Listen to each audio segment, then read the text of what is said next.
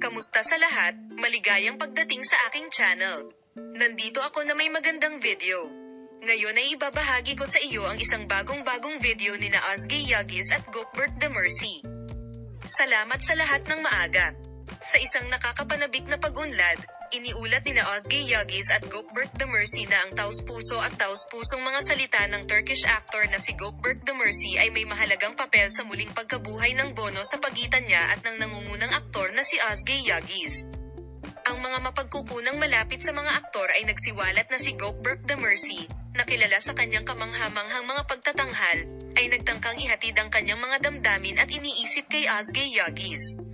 Sinasabing ang taus-puso at mapag-isip na mga salita na ibinahagi ni Gokbert The Mercy ay natunaw ang tensyon sa pagitan ng dalawa at nagpabago sa ugnayan.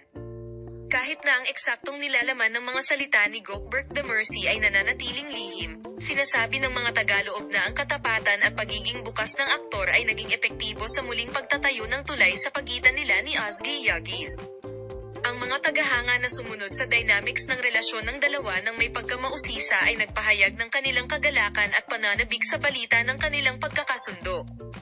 Ang social media ay sabik na naghintay para sa Gokbert The Mercy at Ozgie Yagis na magkita muli at marinig ang mabuting balita ng kanilang pagkakasundo. Ang hindi inaasahang pag-unlad ng mga kaganapan ay muling nagbalik ng pag-asa sa fanbase at nagdala ng kagalakan sa mga namuhunan sa on-screen at off-screen na paglalakbay ng mga Turkish star. Habang kinakaharap ni na Gokbert The Mercy at Ozgie Yagis ang mga torpedo ng kanilang personal at propesyonal na buhay, ang pulong na ito ay nagsisilbing isang nakapagpapasiglang paalala ng kapangyarihan ng bukas na komunikasyon at taus-pusong damdamin sa pagbuo ng mga positibong relasyon.